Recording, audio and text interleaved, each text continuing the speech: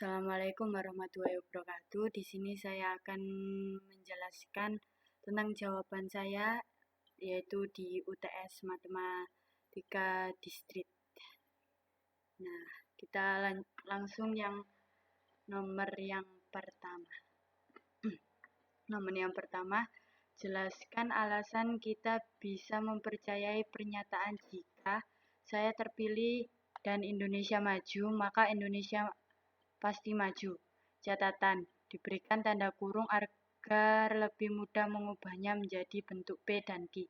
Gunakan pengetahuan mengenai tautologi, kontradiksi, dan kontingensi.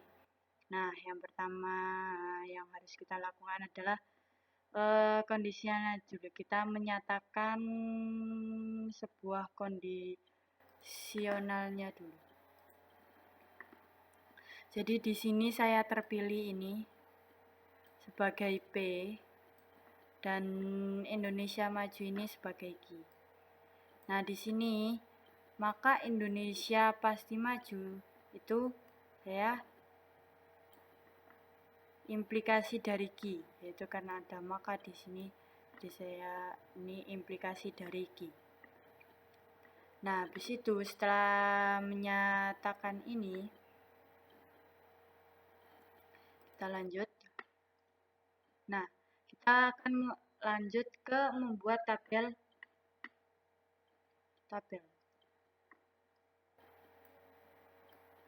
Habis.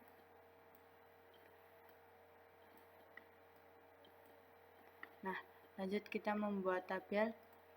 Nah, jadi saya terpilih dan Indonesia maju, maka Indonesia pasti maju. Itu sama dengan seperti ini. P dan Q implikasi dari Q. Nah, di sini pertama-tama yang harus kita lakukan yaitu menghitungkan P dahulu. P-nya ini apa dahulu, yaitu di sini pertama kali P. Yang ke satu kita P dahulu. True, false. Yang kedua kita lanjut ke true, false. Q-nya true, false. Yang ketiga P dan Q. Ketika P dan Q bersatu yaitu true jadinya true, terus true false jadinya false, false true jadinya false jadinya false. Yang ketiga ya, ini tadi juga yang kedua kita barengan ya, soalnya sama kan ya Q.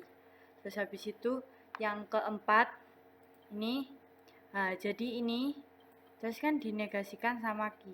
Nah ini dinegasikan dengan Q, berarti ini sama ini. True hasilnya true, negasi. Implikasi. Maaf Pak. Implikasi. Terus habis itu false hasilnya true, false true hasilnya true, false hasilnya true. Hasilnya true semua. Langsung kita lanjut, terus apa hubungannya dengan soal yang tadi? Ini kan belum menjawab. Nah, ini jawaban dari soal tadi.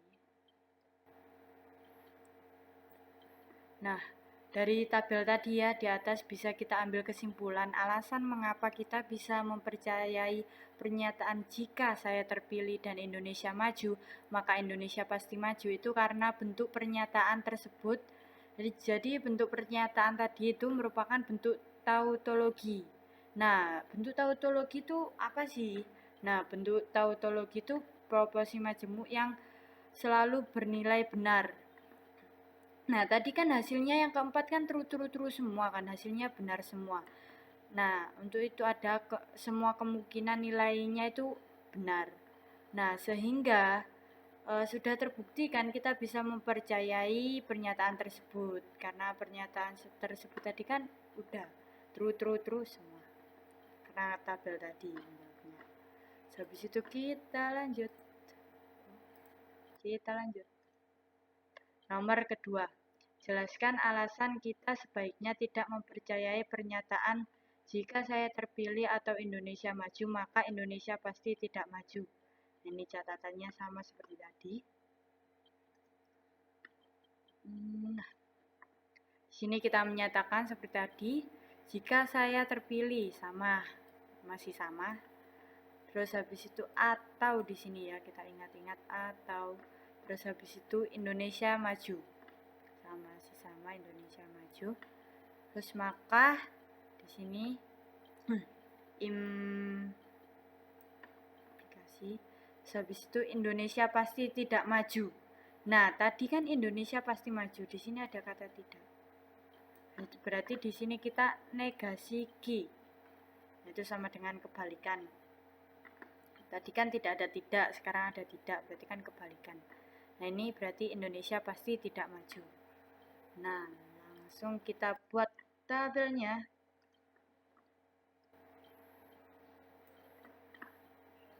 Nah, tabelnya di sini.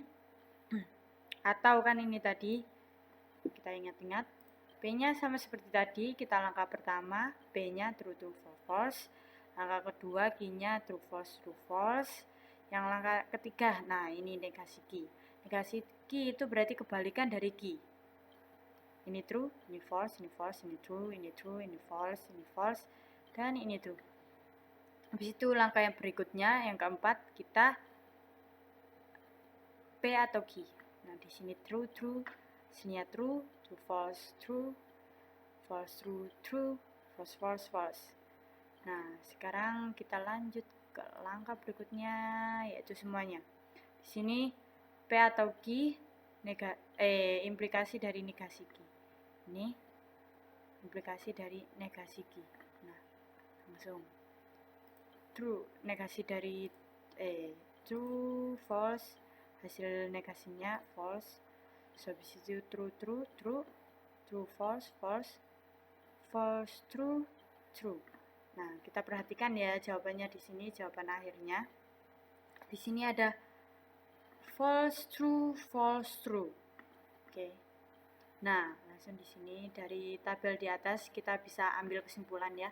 Alasan mengapa kita tidak bisa mempercayai pernyataan jika saya terpilih atau Indonesia maju, maka Indonesia pasti tidak maju. Nah, itu karena bentuk pernyataan tersebut merupakan bentuk pernyataan kontingensi. Bagaimana bisa kita ngomong ini kok bentuknya kontingensi? Nah, nih dibaca. Karena kontingensi itu suatu ekspresi logika yang mempunyai nilai benar dan salah di dalam tabel. Nah, di sini kan ada nilai benar salah kan. Terus habis itu benar di dalam tabel. Nah, kebenaran di dalam tabel kebenaran tanpa mempedulikan nilai kebenarannya. Sehingga sudah terbukti kita tidak bisa mempercayai pernyataan tersebut. Jelas dong, dia aja di sini dia tidak mempedulikan nilai kebenarannya. Nah, bagaimana kita bisa percaya gitu kan ya. Terus habis itu lanjut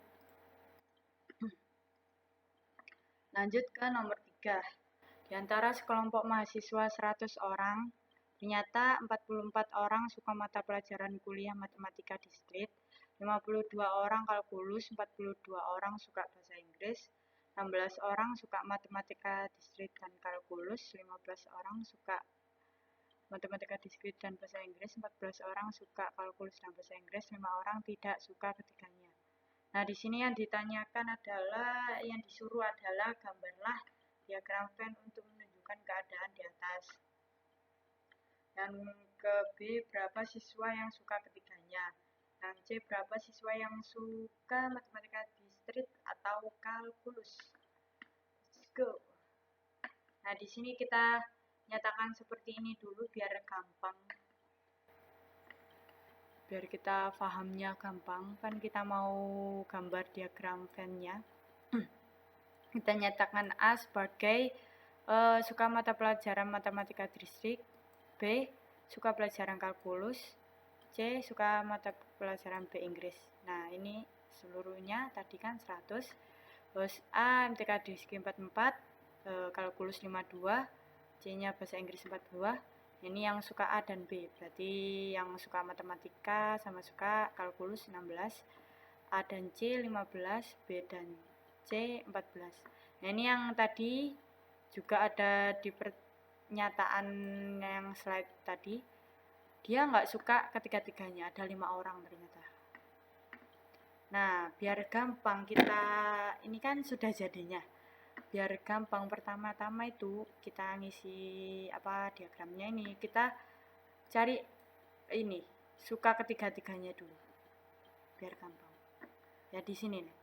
Nah ini di sini kan ini suka ketiga-tiganya. Nah kita nyatakan dengan X.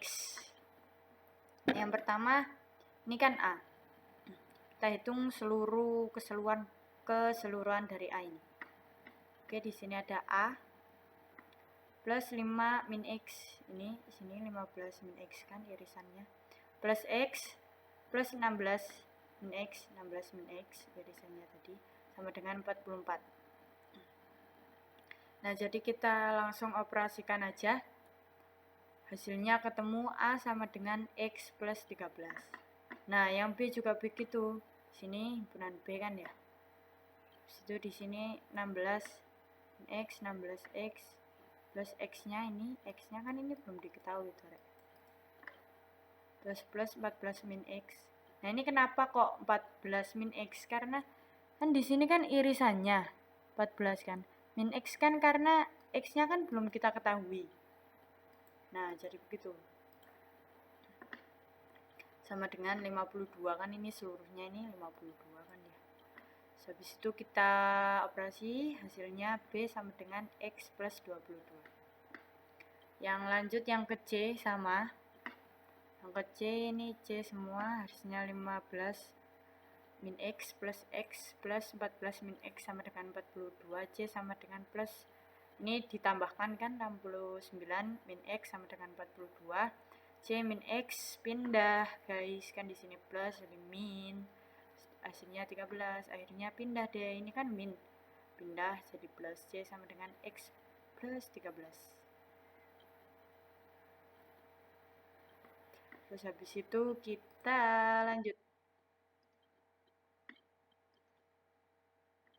Nah, selanjutnya kita hitung semuanya untuk mencari nilai X-nya ya.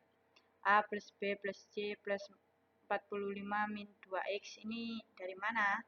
Nah, ini tuh dari semuanya ini dulu, 12 apa nih? Dan tadi 15, 16, 14. Nah, ini kan dijumlahkan. Hasilnya nanti 45.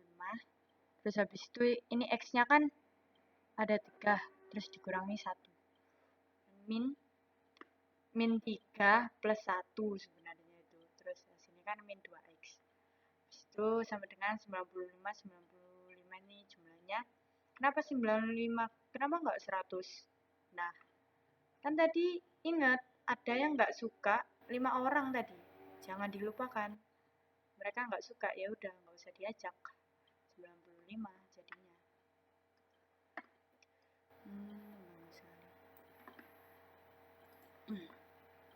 Terus habis itu kita hitung 45 min 2X sama dengan 95, X akhirnya ketemu 93 sama dengan 95, X sama dengan 95 min 93, hasilnya 2.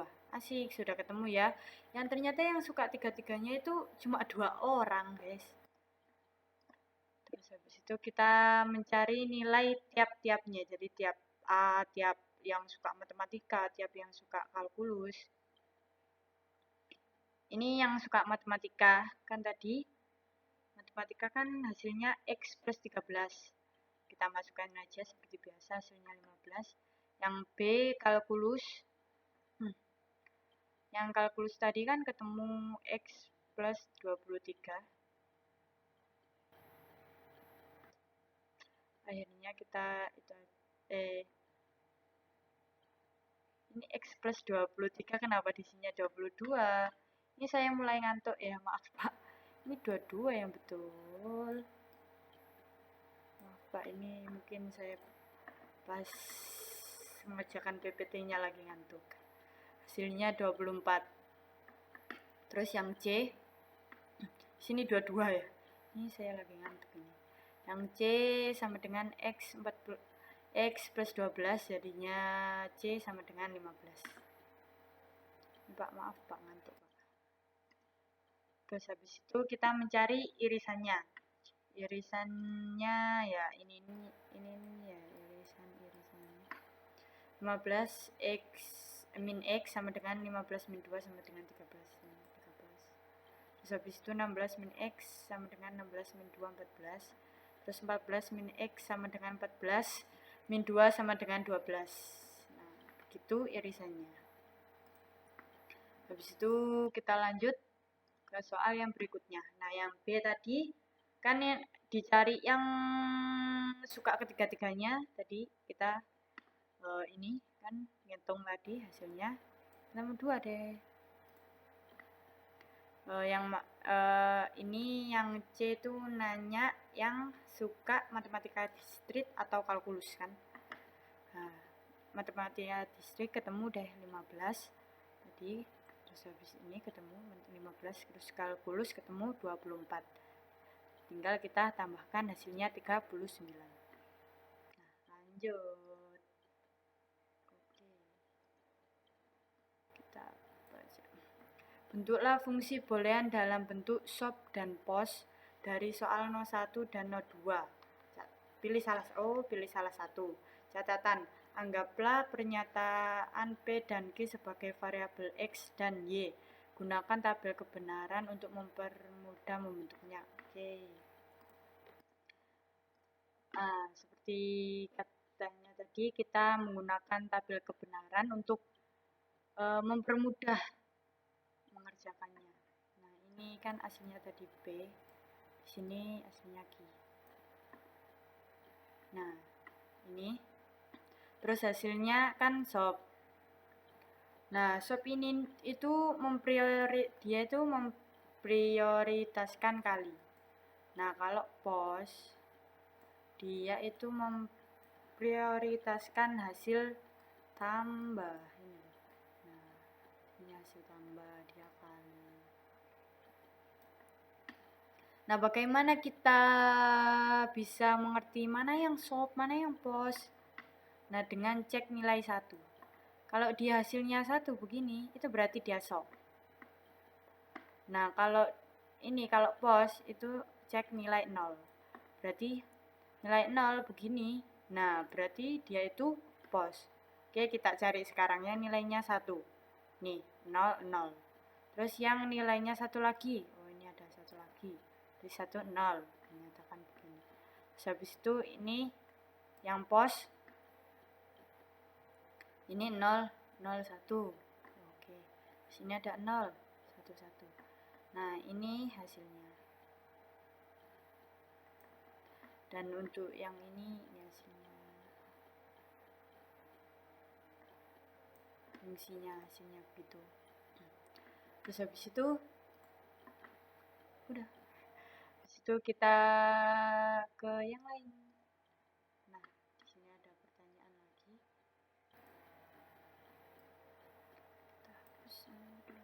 Jelaskan pentingnya pemahaman materi dasar matematika distrik dalam teknik informatika. Pentingnya pemahaman matematika dasar diskrit menurut saya sih penting sekali ya, karena matematika diskrit itu sangat membantu kita pada saat kita itu melakukan sebuah pemrograman. Nah, soalnya menurut saya itu logikanya matematika diskrit itu merupakan dasar-dasar matematis suatu perangkat lunak. Jadi kita itu butuh banget belajar matematika diskrit saat kita juga belajar pemrograman. Punya bantuan pada bagian apa materi dasar matematika diskrit berperan. Nah, itu kan pada bagian materi itu sih Pak, pemrograman. Jadi ketika saya sudah belajar matematika diskrit dahulu, pas saya melakukan pemrograman, otak saya itu jadi terbantu gitu Pak. Jadi nggak bener-bener kayak bener-bener nggak tahu gitu, nggak. Jadi ada ada untungnya di situ. Terus kita lanjut ke slide berikutnya. Nah, sekian dari saya. Saya minta maaf bila ada salah kata, salah jawaban, atau ketika saya menjelaskan sangat tidak jelas. Saya mohon maaf. Saya sudah melakukan yang saya bisa dan saya mampu. Saya sudah terus habis. Yaudah ya, yaudah. Wassalamualaikum warahmatullahi wabarakatuh. Udah. Ini